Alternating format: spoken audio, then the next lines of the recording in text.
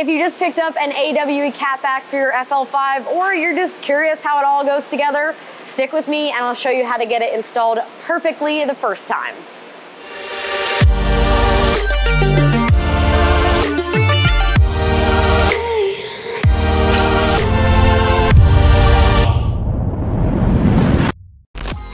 It's Sara from AWE, and today we're installing a Touring Edition exhaust for the FL5 Civic Type R. Now, regardless of which system you chose, the install will be the same, and here's the tools you need to get it all done. An impact gun or ratchet, an exhaust hanger removal tool, 11, 14, and 16 millimeter sockets, and you may also want a small extension, a Sharpie, and a pair of cutters. We've already removed the factory exhaust, including the heat shield up front and the plastic shield at the back. If you're not sure how to do that, I put a link to the written instructions in the description. So let's get started. Grab your front pipe as well as your gasket, and I'll meet you at the inlet. The first step is installing the front pipe, and we do have our splash guard partially uninstalled. You don't need to install it all the way unless, of course, you want to take out a million pop clips. It's cool to just hang here while you finish the install. To get this installed easiest, make sure this bend is facing towards you. That way, when you go up and over the subframe and twist, it should pop right in place.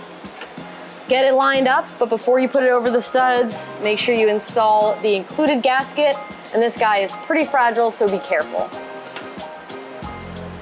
Now we can reinstall the factory hardware.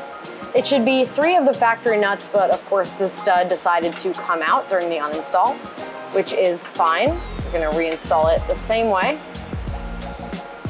I do recommend putting a bit of anti-seize just to make sure these bolts come out again nicely if they have to. Just a little bit on each stud.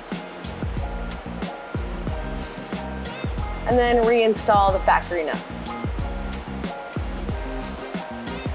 Now we are gonna tighten these down, but before we do that, we wanna make sure the front pipe is sitting nicely in the opening where the heat shield is. There is a tiny bit of room for adjustment, but a tiny bit of room up here is a large amount of room at the back of the front pipe where it matters. Once you've confirmed clearances of your front pipe, you can grab a 14 millimeter socket and your ratchet and tighten it down. You may also want a small extension just to help you get past the largest section of piping here, especially on this top right nut.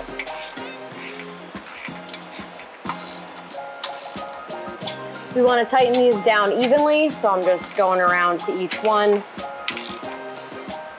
until we get them nice and snug. Now that the front pipe is fully installed, just double check that it's sitting correctly in the tunnel. You want it right in the center there. If for some reason it's not, you can go ahead and crack those nuts loose up front and adjust it until it's sitting right like this. Now this is going to affect how the entire system sits, so make sure we start off on the right foot. With that said, we're gonna grab our next piece, which is the mid pipe. You're gonna want to grab your rubber isolator and slide it over top of these 2 hangers. And keep in mind that it is directional, so it will say the word up on it. Also, before we get this installed, make sure you install the clamp, and you want it to be facing the driver's side as there's a bit more clearance on that side. Line it up over the front pipe, wiggle it in place, make sure that it is fully seated. And what we're gonna do is pull this rubber isolator back, push it up, and then slide it over the factory exhaust hanger. Next up is the back half of our midsection. So what we want to do is line this up over top of the resonated section and wiggle it until it's fully seated. Make sure you slide your clamp in place. And while we're up here, we're going to make sure this is fully bottomed out. And a trick that I like to use is to mark with a permanent marker right on the inside of this pipe. That way, if either of these move, you can tell if it's slipped out at all. And then what you can do is rotate this upwards. You want the bend in the pipe to follow the bend in the heat shield, but you do want to leave enough space here, and you can rotate this down as needed. At this point, we're installing the touring or track section. The install is very similar between them. The biggest difference being the touring edition utilizes these rear two hangers as well, where the track edition only utilizes the front ones. With that said, let's grab the clamp, slide that in place, don't forget. And we have our touring can here.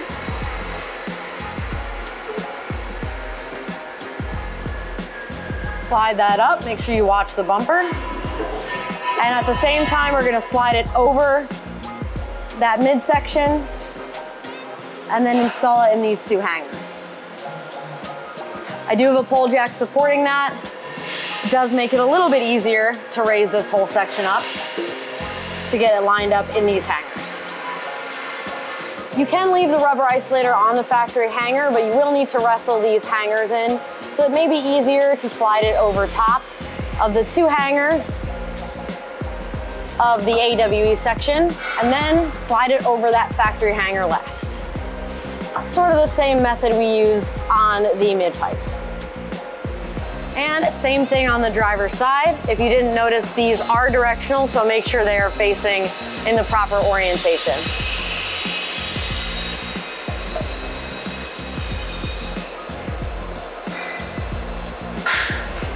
With everything in place, we can now get everything tightened down. For the rest of the system, you can use an impact gun and a 16mm socket, but for the front, it's kind of tucked up here, you will need a ratchet. Go ahead and tighten all of these guys down. If anything starts to move as you're tightening, this is where those lines come in with your marker. Just correct it and make sure everything is sitting nicely as you tighten. When lining up your clamps, you first want to make sure that the slip fit connection is fully bottomed out. From there, you want to make sure the opening of the clamp is not over one of the slots in the pipe, and that the clamp itself is positioned about 1/8 of an inch over the edge of the pipe. Once you have it in the proper position, go ahead and tighten it down.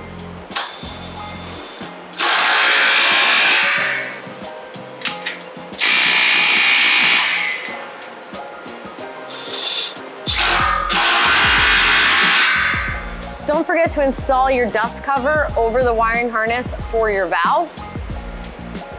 And once you do that, secure it up top with the included zip tie. We're using the included mounting point to zip tie to. And don't forget to trim that zip tie.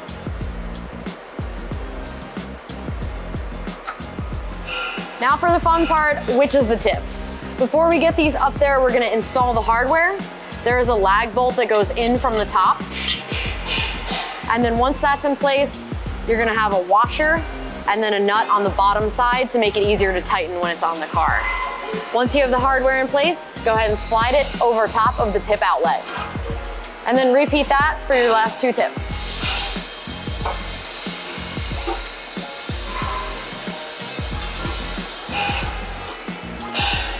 These are depth adjustable, so you can set how far you want them to come out in relation to the bumper. But we're just gonna make all of these tips match. And from there, with an 11mm socket, we can tighten them down.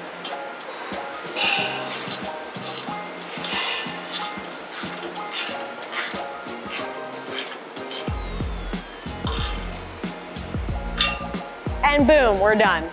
Make sure you double check all of your joints and just double check clearances around the heat shields. But that is gonna do it for the install of the FL5 Civic Type R system. If you found this video helpful, give it a thumbs up. Any questions, drop them in the comments below, and make sure you subscribe so you don't miss out on what's next. Thanks for watching, and I'll see you next time.